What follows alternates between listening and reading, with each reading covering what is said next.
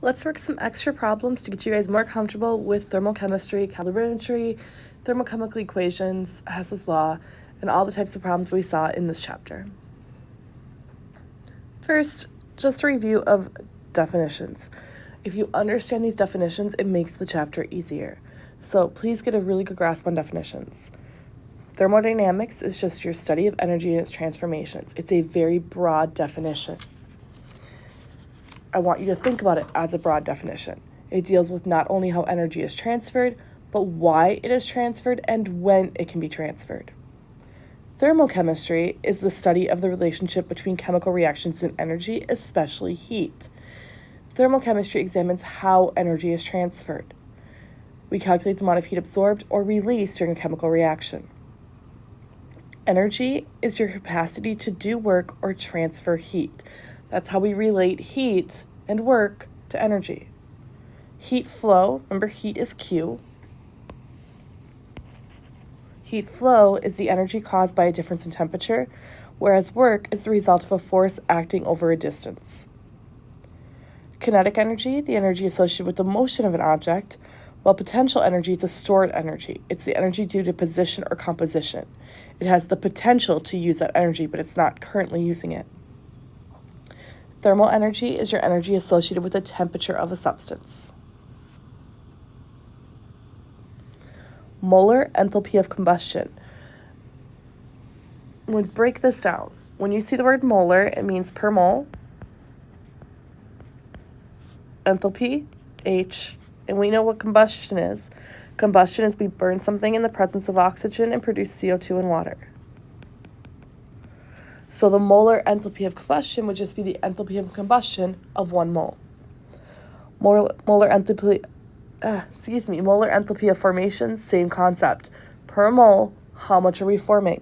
The enthalpy of formation of 1 mole. How much does it take to form 1 mole of our product? Remember, when you're doing formation reactions, it's the only time you can use fractions because we're forming exactly 1 mole. Molar heat capacity of 1 mole. Your system itself is the part of the universe that we single out for study. Often it's hard for us to actually measure the system, and we actually measure temperature differences in the surroundings. The system is those individual particles, ions, atoms, molecules that are either coming together or breaking apart, forming things or dissolving in solution, etc. They're very hard for us to measure. Most often, we're measuring your surroundings, which is everything else in your universe. Your universe is equal to your system plus your surroundings. The internal energy of your system, E, is the sum of all of kinetic and potential energies of every single particle in the system. It's hard for us to measure every single particle, so oftentimes what we measure instead is the change in energy. A state function is a property of a system that's determined by specifying the state or condition of the system. It doesn't care how we got there, it just cares that we're there right now. So again, it's kind of like when you're in class. Your professor doesn't care how you got to class, they just care that you're in class. They don't care if you came from your car, your dorm, another room, another class, lunch, none of that matters as long as you're in class. We take advantage of this concept of a state function to be able to determine other types of reactions, etc., because it's path independent. It's not path dependent.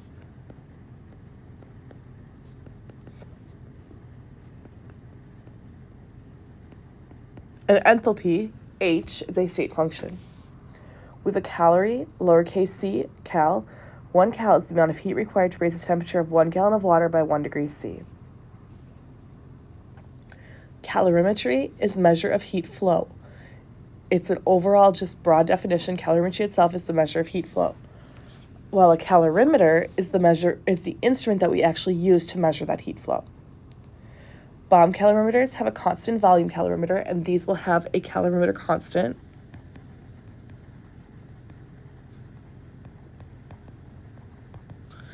And for these equations, you'll use Q equals C delta T. Coffee cup calorimeters is a constant pressure calorimeter, meaning we're doing it out under atmospheric pressure. And for these, we will use Q equals MC delta T. Your heat capacity is the amount of heat required to raise the temperature of one substance by 1 degree C. Specific heat capacity is more helpful to us. Heat capacity is just a general term. How much does it take to raise the temperature of anything by 1 degree C? But we can't relate that. Again, that's an example of a 10-gallon fish tank versus a 10,000-gallon swimming pool. It's going to take a lot more energy to raise the temperature of that swimming pool than that fish tank, but we can't correlate that because the volumes are so massively different. Instead, we use specific heat capacity, which tells us specific heat capacity, also equivalency of C here, is the amount of heat required to raise the temperature of 1 gram of a substance by 1 degree C. So now we can compare across systems. If delta H is greater than 0, if your enthalpy change is greater than 0, your reaction is endothermic, meaning the system gained heat from the surroundings.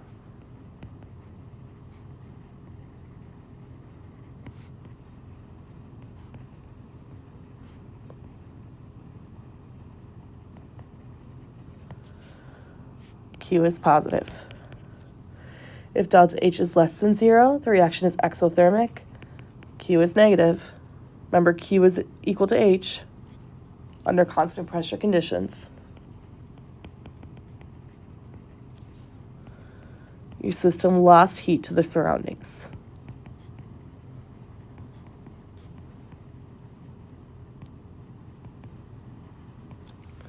A thermochemical equation is a balanced chemical equation with the enthalpy change delta H written next to it.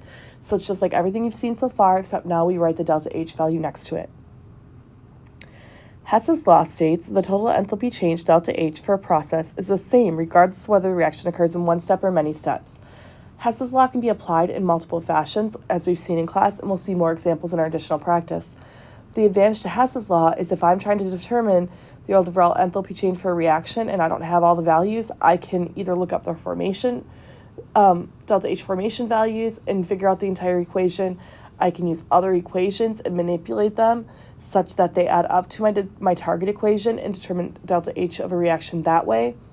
So different applications of Hess's law, but they can give us a lot of information. And Hess's law comes back in second semester. So do not forget how to do Hess's law. Your standard enthalpy of formation, the enthalpy change that occurs when 1 mole of a substance is formed from its elements in their most stable form. Keyword there is 1 mole. That's when you can have your fractions. And I forgot to read it, but a formation reaction, again, forming 1 mole of a substance from its elements in their most stable form. Again, you can have fractions because you can only form 1 mole.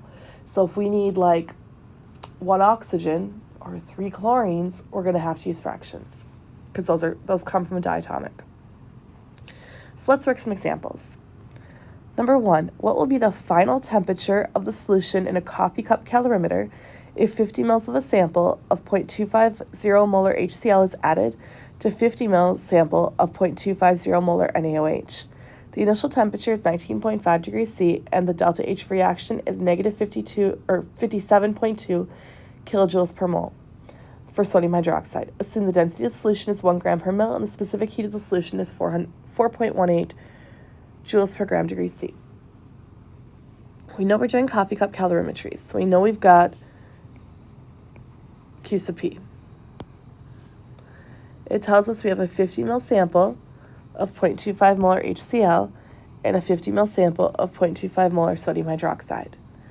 It tells us our initial temperature is 19.5 degrees C and delta H reaction is negative 57.2 kilojoules per mole sodium hydroxide. It also tells us the density of the solution and then the specific heat of water. We're going to use specific heat of solution as specific heat of water. For dilute aqueous solutions, we often use the specific heat of water because water is such a high specific heat that it doesn't usually change much for what we're doing. So let's think about the reaction we have here.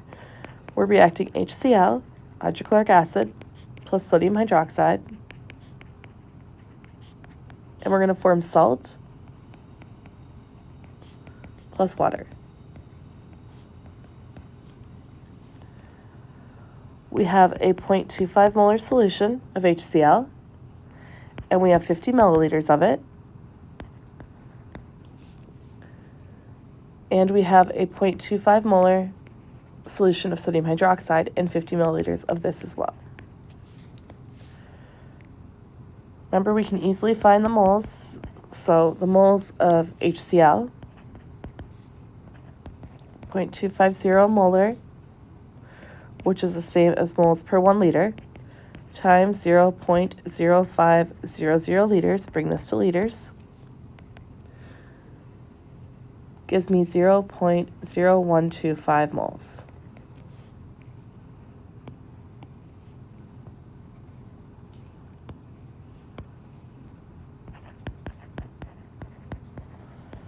And you can check the sodium hydroxide, but you're going to find the same number of moles here as well. These are what we call equal molar, meaning they have the same number of moles of each side.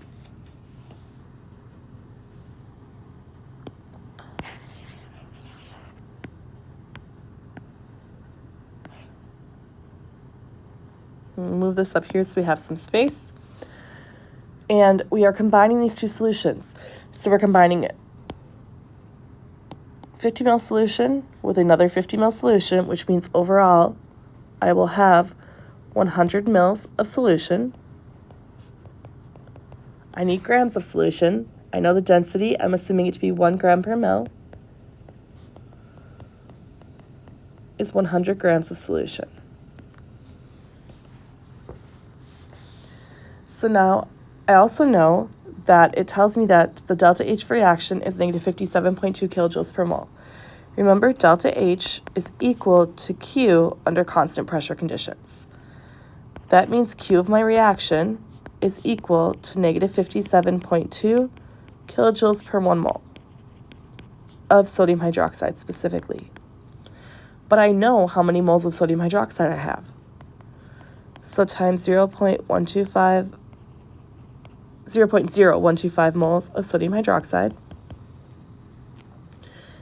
And that tells me that I have 0.715 kilojoules of heat for this reaction.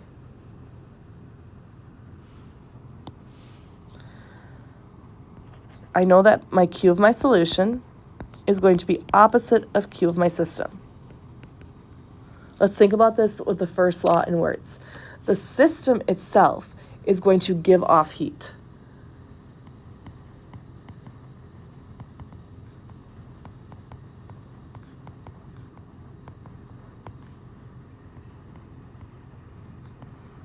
How do I know it's going to give away heat? What part of this question so far has told me this reaction is going to give away heat? Right here. This reaction is exothermic.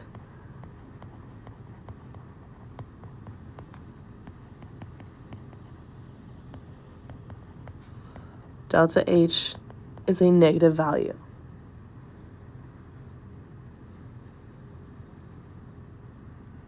And I forgot to put the negative sign here. That should be negative 0.715 kilojoules of heat. So 0.715 kilojoules of heat are lost by the system. They have to be gained by the surroundings. This is my system. My solution is my surroundings. If you think about what you have in solution here, you've got H plus, Na plus, OH minus, and Cl minus in solution. These two find each other. These two keep floating around as spectators unless we take away the water. But it's the heat of those dissolving and then finding each other that's letting off heat. The water around it is your surroundings. The water is just there to solvate, to stabilize, to let the ions exist, let the ions react. The water is not part of the reaction itself. It's forming water. These are part of the system, but the water that's already in there that these are dissolved in is not your system. It is your surroundings. So I know Q of my solution is opposite of Q of my system.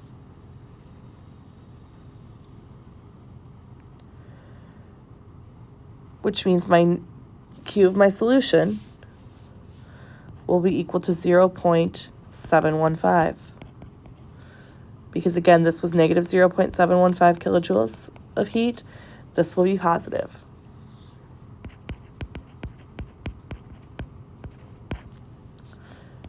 I know that this is my amount of heat, which is Q. And Q is equal to MC delta T.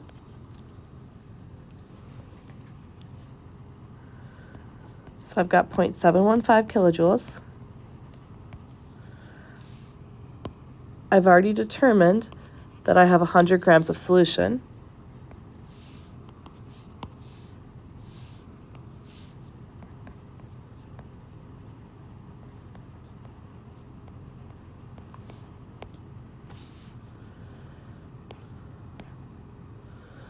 Sig figs are here. And I know my specific heat of water. It tells me 4.18. I tend to write 4.184 joules per gram degree C just because it's what I'm used to seeing. And then I'm trying to figure out my temperature final, and I'm starting at 19.50 degrees C. Solve this through. I'm going to get 715 joules. Why am I moving this to joules? Because this is in joules. You can move it one way or the other. Move everything to kilojoules, everything to joules. I'm moving everything to joules. Joules equals 418 TF, 418.4, whatever, minus 8151. So algebra here, I multiplied this, and then I distributed it to this and this. That's how I got those numbers, okay? Let me write that out a little bit slower. Oops.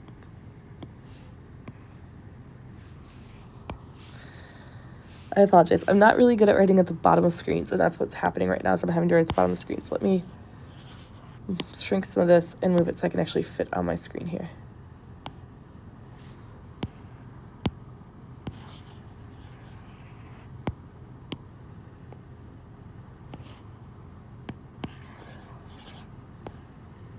Okay, now I will have less problems writing. Okay. So what I did here is first I took this and converted this to joules. So 715 joules. Then I took that 100 times the 4.184. And that gives me 418.4 joules per gram degree C times TF minus 19.50 degrees C. Then I distributed this through.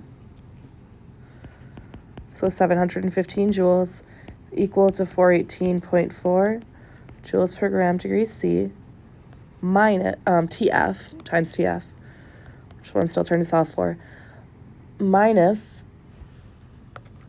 I forgot to write this part down,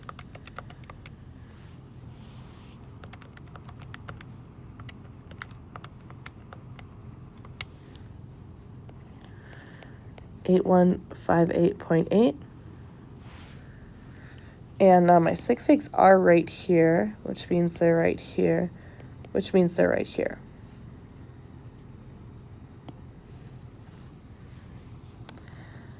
And then I simplified this further by adding this value to both sides.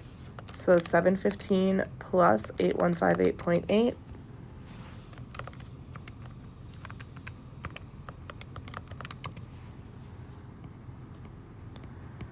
(8873.8). Right now my sig figs are right here for this, equals 418.4 joules per gram degree CTF. And when I divide here,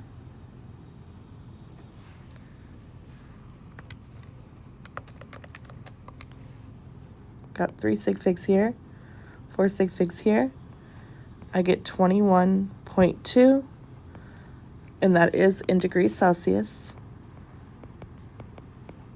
is equal to TF. So, I know it's messy, and I apologize, you guys. Basically, what we found here is we took 50 milliliters,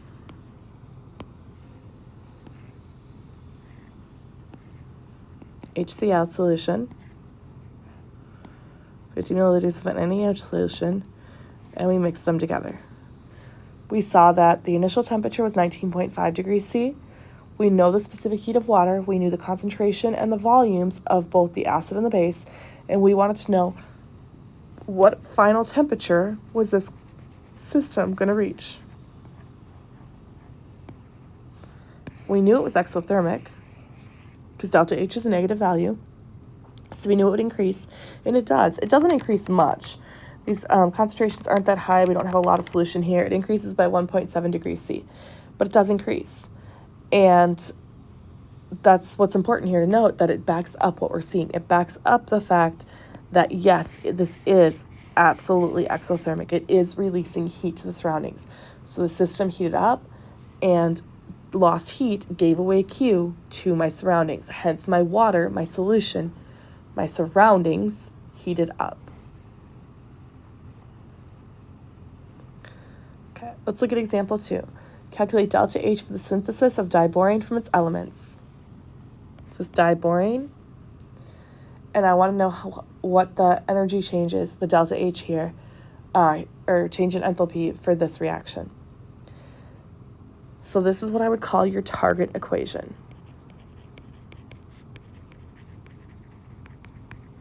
And these are your given equations. How can I manipulate these to reach my overall target equation? Well, here I've got 2 moles of boron. Here I've got 2 moles of boron. 3.5 moles of oxygen. I don't have any oxygen in my target equation. And 1 mole of B2O3, and I don't have any B2O3 in my target equation.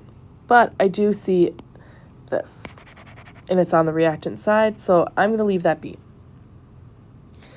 I'm going to say no changes.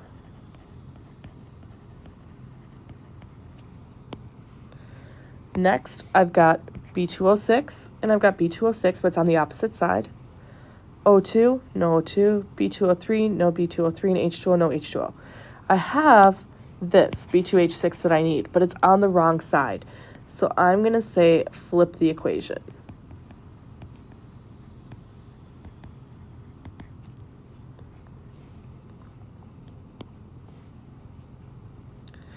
Next one I look at, I've got H2 gas, O2, no O2, and H2O, no H2O. But notice that the H2 here only has 1 mole, whereas here it's 3 moles. I'm going to multiply this reaction by 3.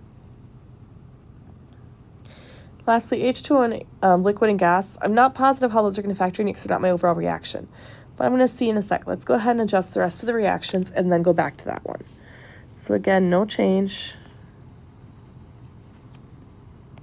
Flip and multiply by 3.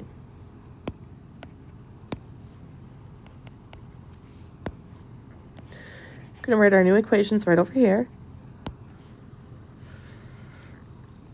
So this one stays the same. 2 moles of boron, solid, plus 3/2 moles of O2, gas, giving me B2O3, gas, and delta H remains the same at negative 1273 kilojoules.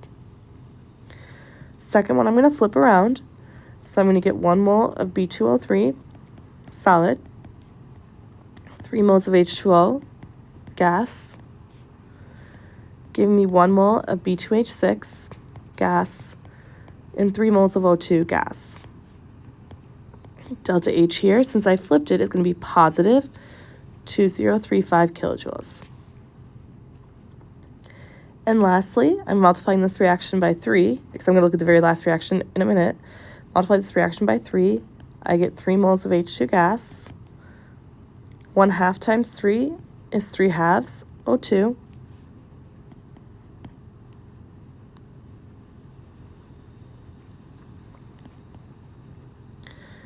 And multiplying H2O by 3, 3 H2O liquid. Delta H here, I am multiplying by 3, so I usually just write it as a 3 times negative 286 kilojoules and do all the math at the end. You can multiply 3 right now if you'd like. I just don't have it written out. Now let's look and see what we can cancel so far. I've got my 2B.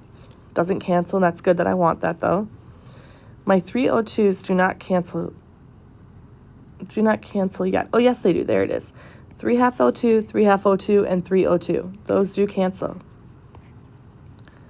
My B2O3 cancels out here.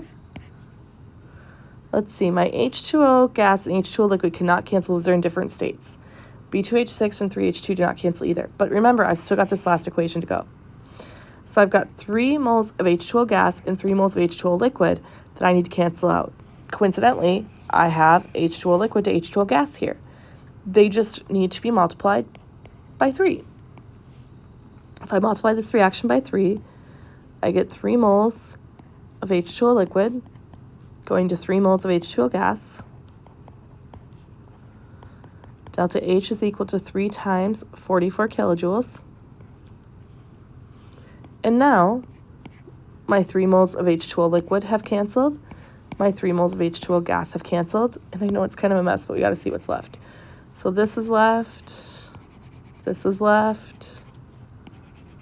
This is left. And the delta H is left. Even though the reactant and product are canceled out, the delta H still stays there. The energy still matters. Add this up overall. We get 2 moles of boron solid reacting with 3 moles of H2 gas, giving me 1 mole of B2H6. Now we're going to add up our delta H values. We've got negative 1273 plus 2035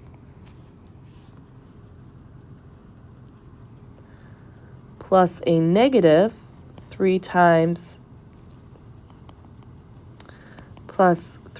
negative 286 kilojoules plus 3 times 44 kilojoules. Sum this up. You're going to get delta H value for this reaction, which comes out to 36 kilojoules. So all of that to give you this answer. But that is your answer. Number 3, write formation reactions for the following. CO2 gas, Al2SO4 3 solid, and AlClO4 3 solid. First, let's remember what a formation reaction is. A formation reaction is defined as the formation of 1 mole of your product.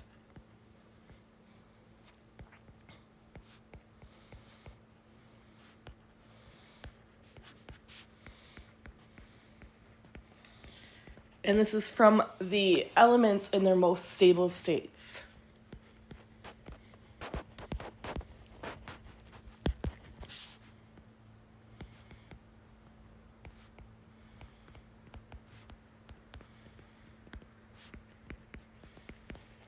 So the formation of CO2 gas means that CO2 gas is going to be my product, and I'm going to form 1 mole of it.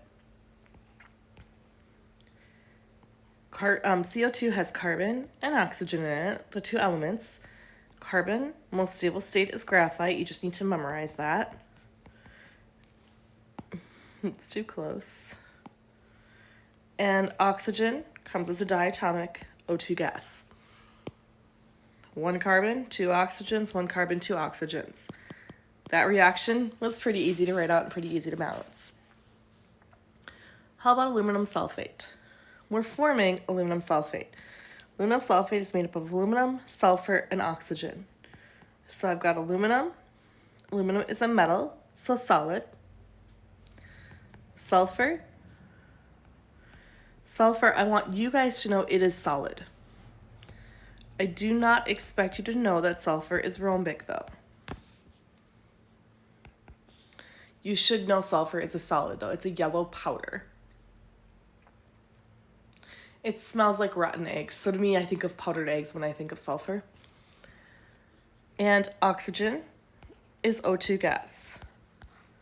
This is forming Al2SO4 3 or aluminum sulfate, and I'm told that that is solid. I have 2 aluminums, so I need to put a 2 in front of my aluminum. I have 3 sulfurs, so I need to put a 3 in front of my sulfur. And I have 4 times 3, I have 12 oxygens, so I need to put a 6 in front of my oxygen. And aluminum perchlorate, aluminum, chlorine, oxygen. Aluminum again, solid. Chlorine, you guys need to know, is your diatomic. Chlorine is a gas. And oxygen, O2 gas. This is going to form AlClO for 2, solid. We're told it's a solid here. I need, sorry, that should be a 3 there. I apologize, a 3, because perchlorate is -1, aluminum is +3. I need 1 aluminum. I have 1 aluminum. I need 3 chlorines. I've got a 3 out here and 1 in here, so I need 3 chlorines. In order to get 3 chlorines, I'm going to say 3 halves Cl2. And I need 12 oxygen, so I'm going to put a 6 in front of the O2 here. Make sure these are all balanced correctly, and make sure you're always forming 1 mole of your product and you have your correct formation reaction. A 50-gram chunk of lead is heated to 100 degrees C and then dropped into a beaker with 100 grams of H2O at 25 degrees C. Assuming that no heat is lost to the surroundings, determine the final temperature of the mixture. The specific heat of water is equal to 4.18 joules per gram degree C, and the specific heat of lead is 0.128 joules per gram degree C. So if I write out the first law in words,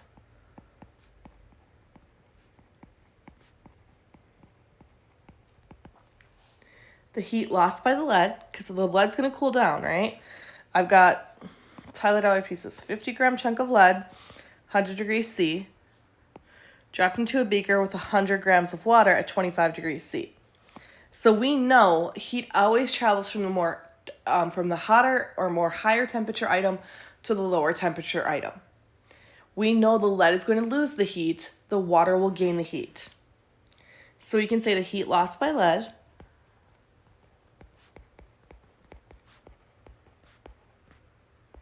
is gained by water.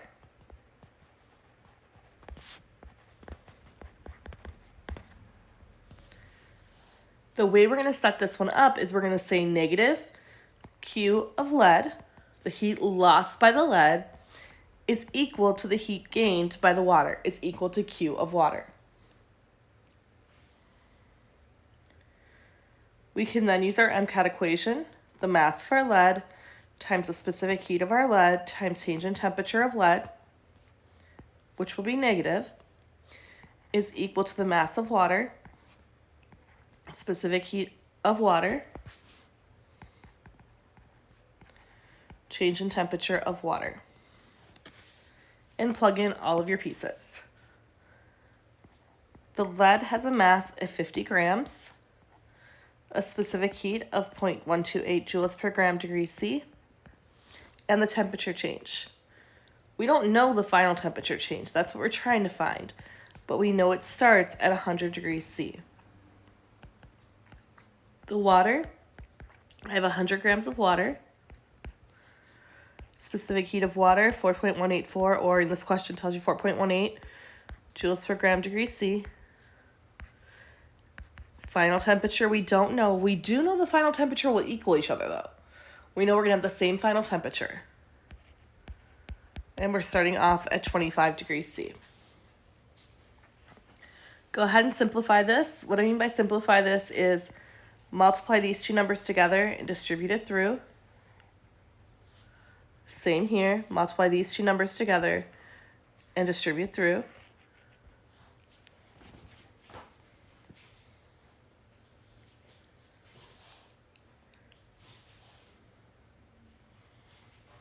I'm going to move spacing a little bit here.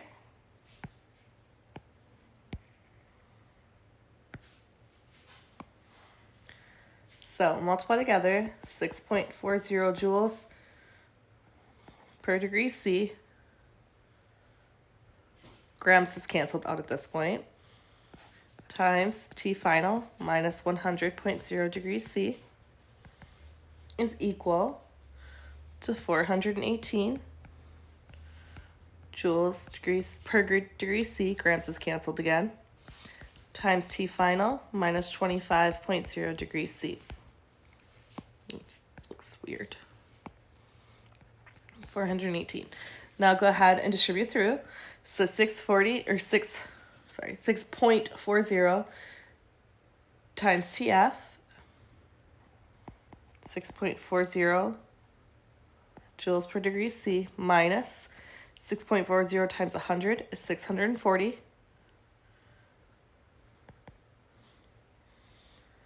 gives me 418. I'm going to take out the units right here because it's getting messy. And I know what the units will be at the very end.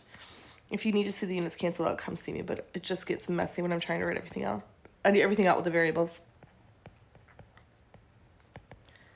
418 TF, or T final, minus 418 times 25, 10450. My sig figs are here at the third number. Get your variables to one side and your integers to the other. You get 9,810 is equal to 412 TF. Doesn't matter if you put TF on the right hand side or the left hand side. I just like numbers positive if I can make them positive.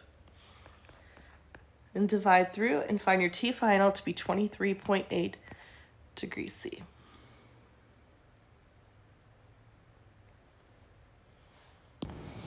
Okay, I'm going to preface it by saying number 16 is definitely a challenge problem. It's intentionally a challenge problem. I want you guys to realize that you can do these. I can push you and you can successfully do these problems, okay? So I actually got this out of my general chemistry textbook and specifically went to the challenge section of this chapter. The carbon dioxide exhaled to the breath of astronauts is often removed from the spacecraft by reaction with lithium hydroxide. Estimate the grams of lithium hydroxide required per astronaut per day. Assume for each astronaut that it requires 2.5 times 10 to the second kcal of energy per day. Further, assume that this energy can be equated to the heat of combustion of a quantity of glucose, C6H12O6. For the amount of glucose required to give 2.5 times 10 to the second kcal of heat, calculate the amount of CO2 produced, and hence the amount of lithium hydroxide required. And it gives us the delta H formation for glucose. So first, let's think about glucose, C6H12O6. If this undergoes combustion, it reacts with O2 to form CO2 and water. If we balance this equation, we see it takes 9 moles of O2 to react with 1 mole of glucose and produces 6 moles of carbon dioxide and 6 moles of water. We're told the delta H formation of glucose is negative 1273 kilojoules per mole. We know it's 0 for O2. CO2, I'm going to tell you it's negative 393.5 kilojoules per mole. And for water, it's negative 225.8 kilojoules per mole. I'm not going to do the full equation because you'll see it in other examples. But remember to get delta H for overall reactions, so we can do your products minus reactants. So 6 moles of CO2 times negative 393.5 kilojoules per mole plus 6 moles of H2O times negative 285.8 kilojoules per mole.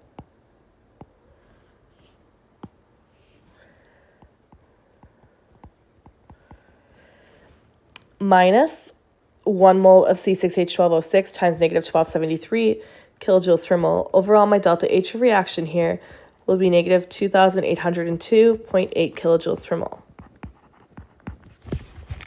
I also know I need 2.50 times 10 to the second kcal per day. 1 kcal is equal to 4,184 joules, or 4.184 kilojoules. I'm going to convert this to kilojoules. So 2.50 times 10 to the second kcal, 4.184 kilojoules per 1 kcal, tells me that I need 1,046 kilojoules needed per astronaut per day.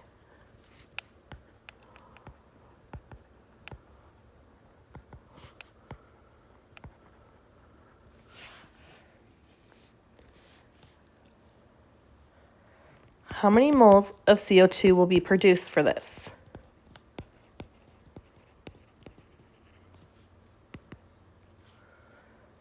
I've got 1,046 kilojoules per day, 6 moles of CO2 produced to 2,802 kilojoules of energy produced. Gives me 2.24 moles of CO2.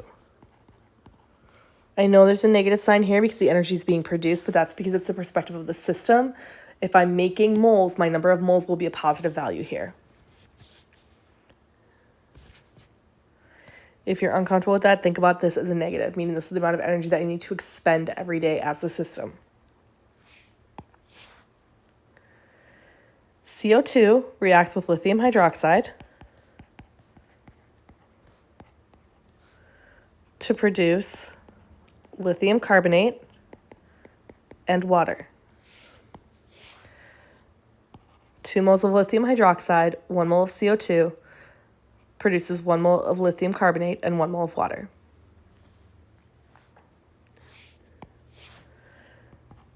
So to find my grams of lithium hydroxide I need, I have 2.24 moles of CO2 being produced per astronaut per day. It takes 2 moles of lithium hydroxide to react with 1 mole of CO2.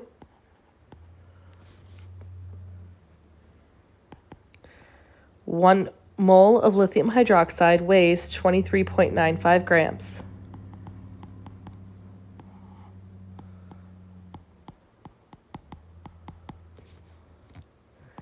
It will take 107 grams of lithium hydroxide per astronaut per day.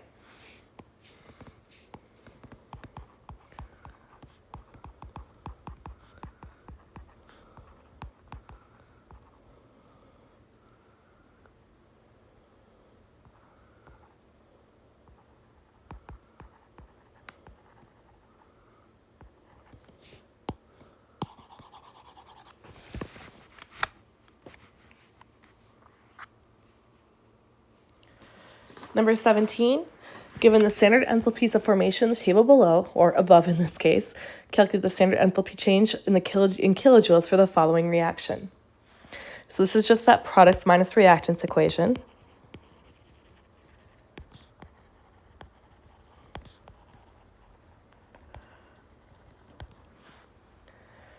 Delta H for your reaction equal to, I've got 1 mole of CO2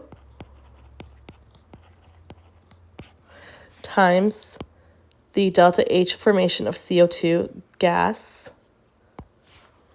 so negative 393.5,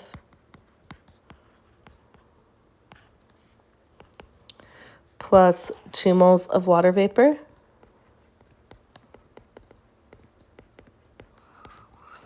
times delta H of H2O gas,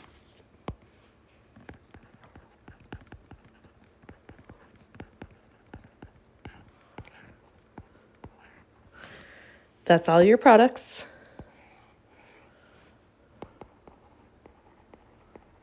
Subtract your reactants. You've got 1 mole of CH4 gas times delta H formation of methane gas, 74.9, so negative 74.9 kilojoules per mole, and 1 mole of O2. Remember, O2 is 0 because it's in its most stable form. And this is your reactants. I've been asked if you have to write all of this out. The answer is no, as long as you get the right answer. But you have to show some work. You cannot just write an answer down. You have to show some work. Delta H reaction, negative 762.2 kilojoules.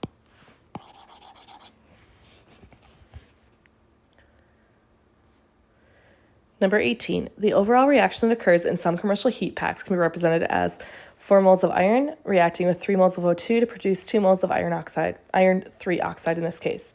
Delta H reaction here is negative 1,652 kilojoules. What is the enthalpy change when 11.2 grams of iron reacts with excess oxygen?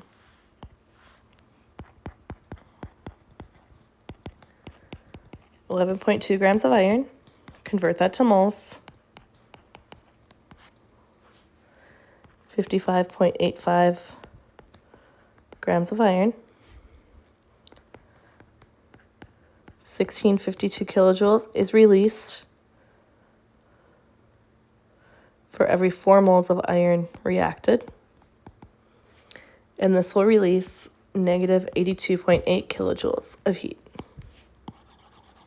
So if I reacted 11.2 grams of iron completely, it would release 82.8 kilojoules of heat. And the last example, for which of the following reactions is delta H reaction labeled as delta H formation? Remember what formation reaction means. Forming 1 mole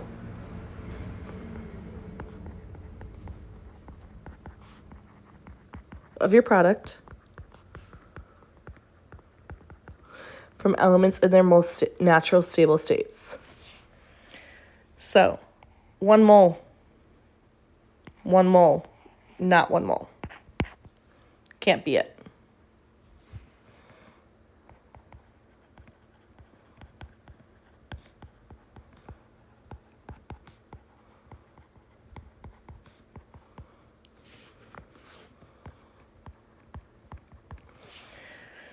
Let's look at the other 2 reactions. Reactions 1 and 2. 6 moles of carbon graphite, 6 carbons. 6 moles of H2. H2 is a diatomic. That works. 3 moles of O2 gives me 6 oxygen. That works. This one looks like it's going to be the winner. 3 magnesium, 2 nitrogen. Oh, there's a problem. Nitrogen is a diatomic. It needs to be listed as a diatomic. So the answer here is 1. How much heat is required to decompose 765 grams of PCl3 according to the reaction below? The molar mass of PCl3 is 137.32 grams per mole. So, number of kilojoules. We're decomposing 765 grams PCl3. Convert that to moles of PCl3.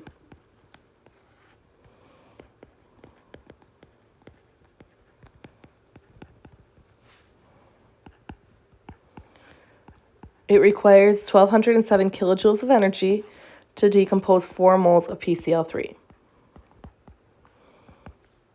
1,680 kilojoules. 3 sig figs because of the 3 sig figs in the 765. So it would require 1,680 kilojoules to decompose 765 grams of PCl3. Calculate the amount of heat in kilojoules required to raise the temperature 79-gram sample of ethanol from 298 K to 385 K. Specific heat of ethanol is 2.42 joules per gram degree C.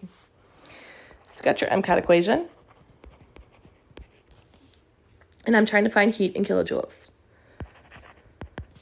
My mass, 79.0 grams. My specific heat, 2.42 joules per gram degree C. My temperature. Now, you can convert your temperatures to degrees C. Technically, we should. These are in degrees C. But we do have a slight shortcut we can use here, and it will not mess up our calculation. We can leave this in Kelvin. We calculate this out, get 16,660 joules, which to put into kilojoules, we would say 16.6 kilojoules. This is the correct answer. Why didn't I have to convert this, though?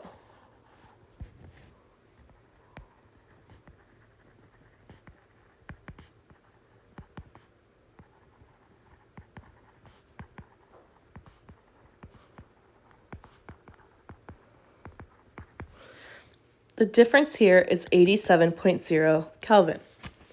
If I was to convert those values to Celsius and take the difference would be 87 degrees C. It's the 87 that matters there. It's the difference that matters there. So truthfully, it saved me time not having to convert that to Celsius, so I didn't.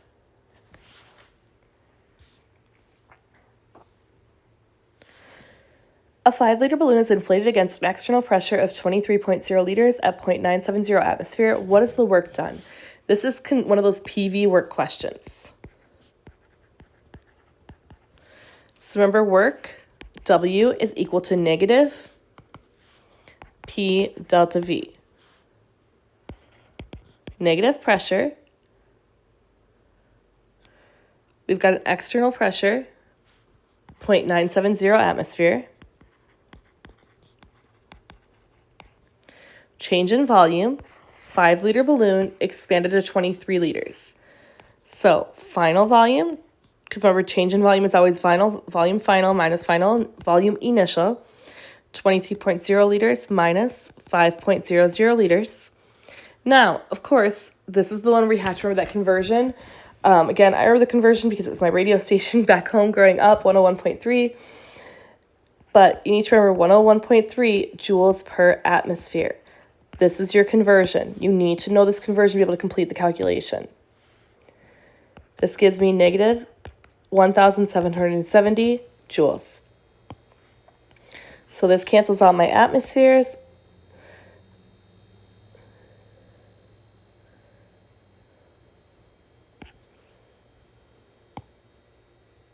My liters. I apologize, I forgot to write that in there. My liters, and gives me joules. So it should be atmosphere liters. But it does give you joules. And your final answer here, 1,770, but negative. Why is it negative? Because the work was done by the system.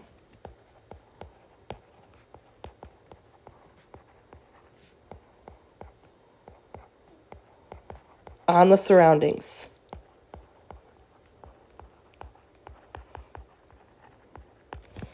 So it's negative because the system lost that work. If a system has gained heat and work was done by the surroundings on the system, what are the signs of Q and W? Remember, you are the system. If heat was given to you, it's positive. If work was done to you, it's positive. If you gave away your heat, it's negative. If you did work, it's negative. Here, the system has gained heat. So Q is positive, which means it cannot be C or D. Work was done by the surroundings on the system. That also means W is positive. Q is positive, W is positive.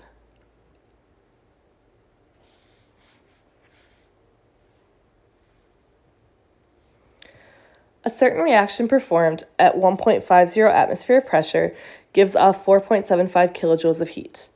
During the reaction, the volume expands from 2 liters to 9.42 liters. What is delta E for this reaction?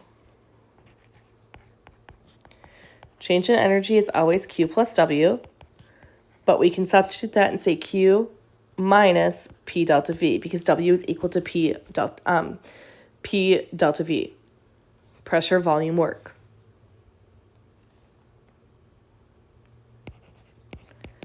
Change in energy, negative 4.75 kilojoules of heat. So that's my Q. Minus, for the minus P delta V, my pressure, 1.50 atmospheres. Change in volume, 9.42 liters minus 2.00 liters. Don't forget your conversion, 101.3 joules per atmosphere liter times 1 kilojoule per 1,000 joules. Negative 5.88 kilojoules. So this is combining delta E calculations and PV work.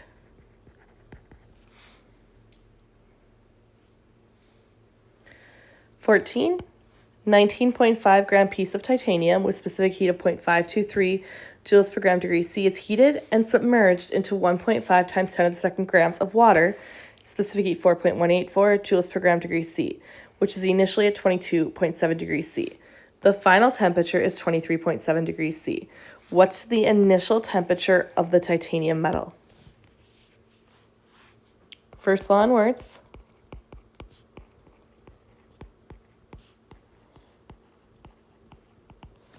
Heat lost by the metal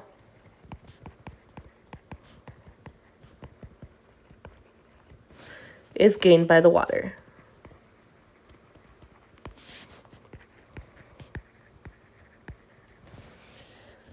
I know that the water had to gain the heat. The temperature went up 1 degree.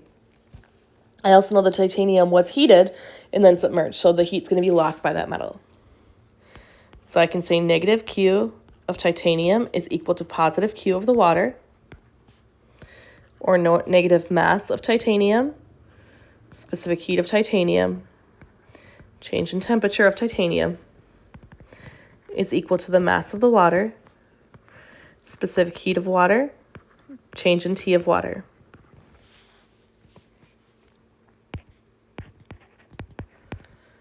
The mass of titanium, 19.5 grams. Specific heat of titanium, 0.523 joules per gram degree C. And the temperature change. The final temperature is 23.7 degrees C, and the initial temperature is what I'm trying to solve for. This equals 1.5 times 10 to the second grams of water times 4.18 joules per gram degree C, specific heat of water. 23.7 degrees C is my final temperature, and my water began at 22.7 degrees C. Change in temperature here is 1.0 degrees C. So I know I have 2 sig figs in my final answer. Calculate this out. I get negative 242 plus 10.2 times temperature initial equals 627. And I get an initial temperature of 85.2 degrees C. So the titanium was originally heated up to 85.2 degrees C and then submerged in the water, where it heated the water up to 23.7 degrees C. Again, titanium specific heat is 0.5. Water is 4.18. It's massive compared to that metal. Okay, charcoal is primarily carbon. Determine the mass of CO2 produced by burning enough carbon in the form of charcoal to produce 6.93 times 10 to the second kilojoules of heat. So this time, instead of looking for energy, I'm looking for the mass of something. I want to know the number of grams of CO2. If I burn if I burn enough that I'm able to produce 6.93 times 10 to the second kilojoules of heat.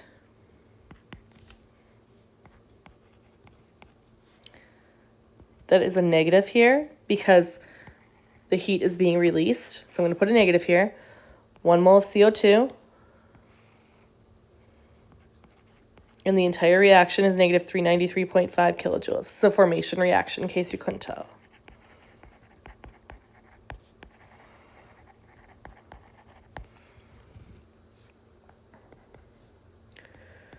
.01 grams of CO2. 1 mole of CO2, 77.5 grams of CO2. What does that mean again? It means that I will produce 77.5 grams of CO2 if I burn enough carbon, in the form of charcoal in this case, to produce 6.93 times 10 to the second kilojoules of heat. It's lots of heat. Example 4. A 50-gram chunk of lead is heated to 100 degrees C, then dropped into a beaker with 100 grams of water at 25 degrees C. So, 50-gram chunk of lead, 100 degrees C, beaker with 100 grams of water at 25 degrees C. We're going to assume no heat is lost to the surroundings, and we're going to determine the final temperature of the mixture. We're told the specific heat of water is 418 joules per gram degree C, and specific heat of lead is 0.128 joules per gram degree C. So this is one of those ones where the metal is our system.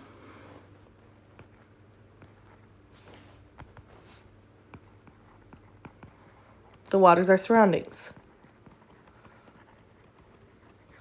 Or you can look at it vice versa. So you could say metal surrounding system, metal system, doesn't really matter. I'm going to say metal's our system, and it's going to lose heat. Heat always transfers from the more hot object to the cooler object, or the one with more heat to less heat. Heat always transfers to the space where there's less heat there, okay? So I want you to think about the first law in words.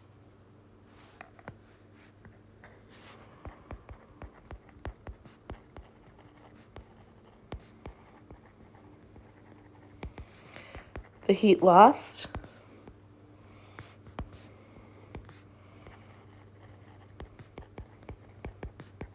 by the metal, or by the lead, metal, lead, same thing, but by the lead, is gained by the water.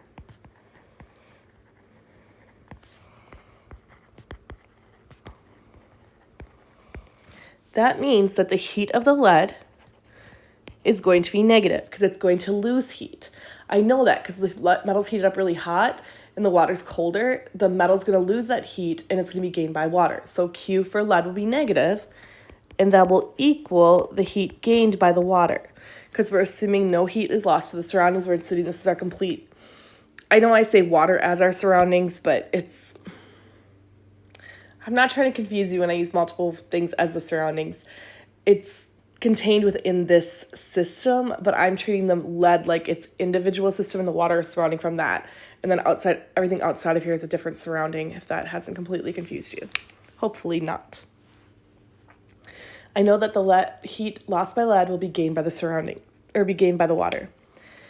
I also know that Q is equal to MC delta T.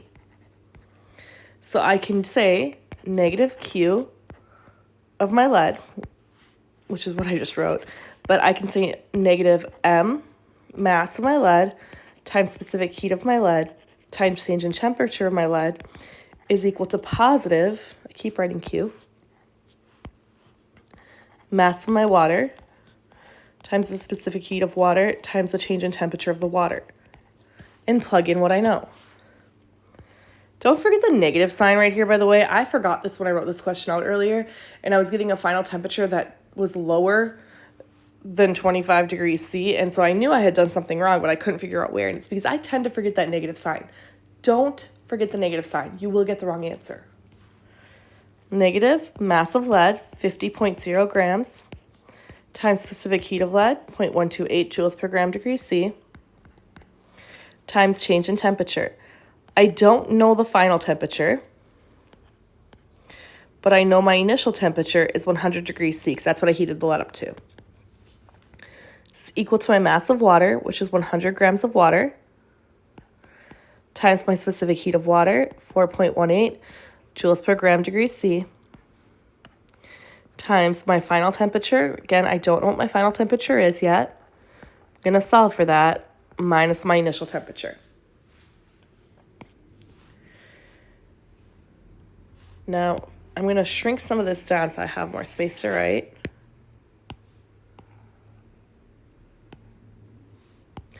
First thing I'm going to do is I'm going to multiply these two things together and then these two things together, because I need to solve for TF here. So if I take that negative 50 times 0.218 or 0.128, I get negative 6.40. My grams cancel here. I still got joules per degree C here. This is equal, or times TF minus 100.0 degrees C, equal to 100 times 4.18 is 418. There's 3 sig figs there. Grams also cancel here, leaving me joules per degree C. And this is multiplied by TF minus 25.0 degrees C. Now I'm going to distribute through. So I'm going to distribute this through on this side of the equation and distribute through on this side of the equation as well. I'm going to drop my units right now just because it gets messy with the TFs in there, and I don't want students to get confused as what units we're looking at, but by the end we know we have temperature, so we need degree C at the very end anyway. So distribute this through and I get negative 6.40 TF minus, plus, that will be a plus there, minus times a minus 640, 3 sig figs, equals 418 TF minus 10450, but my sig figs are here under the 4. I'm going to get my variables to one side and my integers to another. Doesn't matter which side you put them on. I kind of randomly pick, to be honest with you. I like things to be even numbers, or positive numbers, so I can do it. So I wrote down 11,090. My sig fig is here. And let's see, actually, yes, my sig fig was here originally in the hundredths place, or that would be the thousandths place, so it stays there in the thousandths place, is equal to 424.4 TF. And my sig figs are here in this equation. So still 3 sig figs overall. Solve for TF, and my final value is 26.1 degrees C. This is valid. This is correct, 26.1 degrees C. So what I want you to be careful about here, again, is I warned you guys, don't forget this negative sign out here. When I worked this problem the first time, I forgot that negative sign, and I was getting a value that was like 23 degrees. And I was like, it's not possible. I can't have a temperature lower than the water even started at. So I knew I was doing something wrong, but I couldn't figure out where until I realized that I always forget that negative sign. I don't know why. I know it's there. I just tend to ignore the fact that it exists. Please don't do that because it will mess you up. Other thing to note here is that we had a 50-gram chunk of lead heated all the way up to 100 degrees C. We had 100 grams of water, so double the water, yes, but down at 25 degrees C. The final temperature of the system only increased by 1.1 degrees. That is such a small amount. And that can throw students off because they think it's kind of unlikely to be correct. It is correct. Remember, water has a massive specific heat, 4.18, compared to the 0.128 of lead. Water can handle that heat increase really, really well. Okay. Number 5, how much heat is evolved in the complete combustion of 13.2 kilograms of C3H8? First, you need your balanced equation. C3H8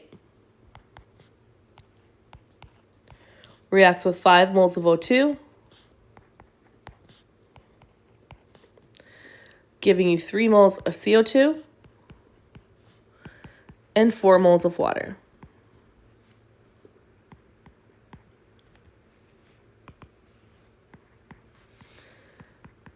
I want to know delta H reaction for this. In a quiz or an exam, I would give you the delta H reaction here, okay? Or I would give you the values to be able to determine that. So what if I give you the delta H formation values? You guys could figure this out.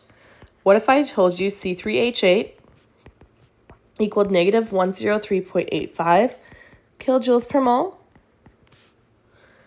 I told you CO2 equals negative 393.5 kilojoules per mole. And I told you water is equal to negative 285.8 kilojoules per mole. You should be able to figure out delta H reaction. Remember, that's an application of Hess's law. That's what I call your products minus reactants equation. So delta H reaction would be equal to 3 moles CO2 times negative 393.5 kilojoules per mole for CO2 plus 4 moles water times negative 285.8 kilojoules per mole for water. That's all of my products. Subtract reactants. I have 1 mole C3H8 times delta H formation of C3H8, negative 103.85 kilojoules per mole. And I have 5 moles of oxygen.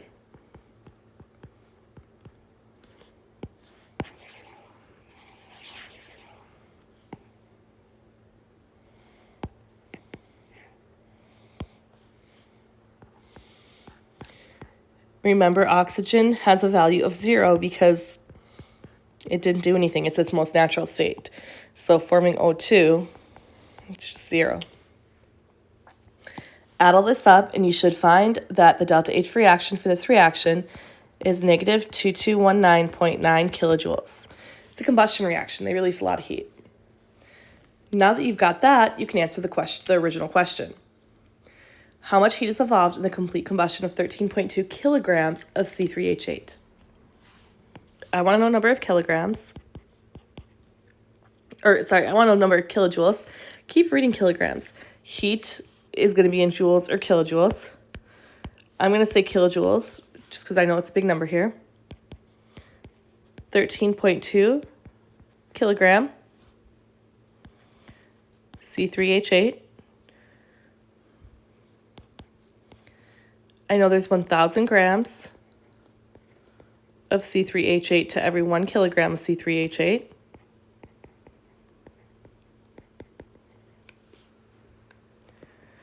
I know 1 mole of C3H8 weighs 44.09 grams. And because I just figured out delta H reaction, I know how many kilojoules per 1 mole, how many kilojoules are produced per 1 mole, or how many kilojoules of energy released for every 1 mole of C3H8 burned.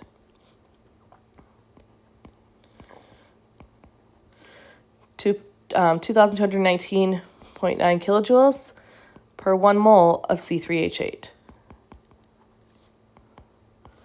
Negative 6.64 times 10 to the 5th, 3 sig figs, because I have 3 sig figs here, kilojoules.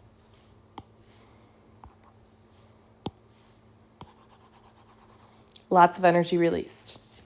So if I burn 13.2 kilograms of C3H8, I would generate 6.64 times 10 to the 5th kilojoules of heat. The negative sign there just means that the system lost that heat to the surroundings. Number 6, identical amounts of heat are applied to 50-gram blocks of lead, silver, and copper at an initial temperature of 25 degrees C. Which block will have the highest increase in temperature? So what I want you to think about here, all samples have the same mass.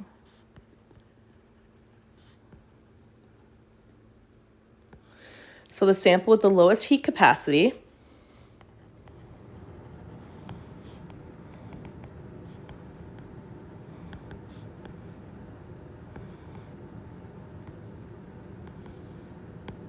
will have the highest increase in temperature.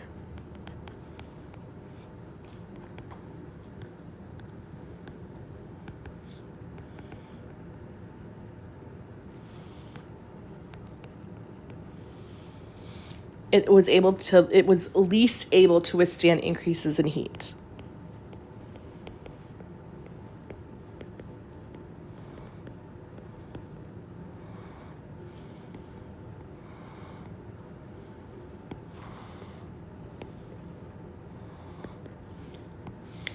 So when you look at your table, lead, 0.128 joules per gram degree C.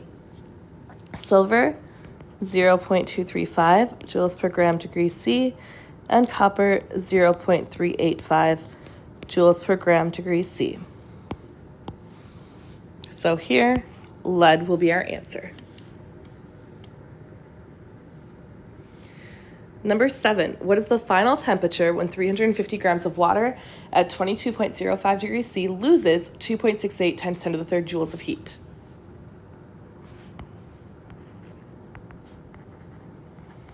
Use your MCAT equation. You've got mass, you want final temperature, you've got initial temperature, and you're losing a specific amount of heat. It's also water, so you should know the specific heat of water. I don't care if you memorize it as 4.18 or 4.184, but you need to have it memorized. So I've got negative 2.68 times 10 to the 3rd joules. It's losing that heat, so it is a negative value. My mass is 350 grams. Specific heat, 4.184 joules per gram degree C. I'm looking for T final, and I know my T initial is 22.05 degrees C. Go ahead and solve this equation out. Negative 2.68 times 10 to the 3rd joules. Multiply these together and distribute through. It's going to give you 1,464 times TF minus 32,290. Get your integers to one side and variables to one side. 29,610 joules equals 1,464 times TF. And your final temperature here, 20.23 degrees C.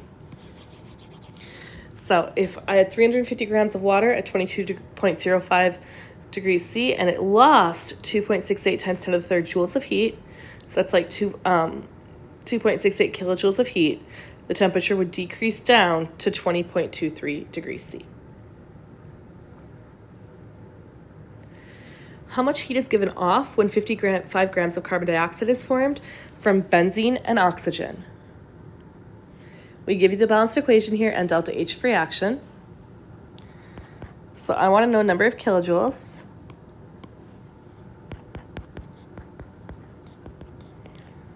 Starting with 55 grams of O2, or CO2, carbon dioxide.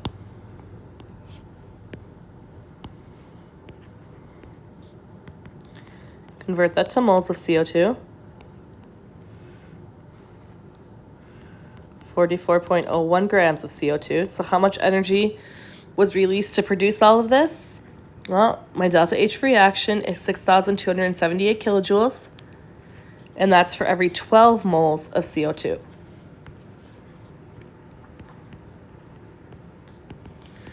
(654 kilojoules).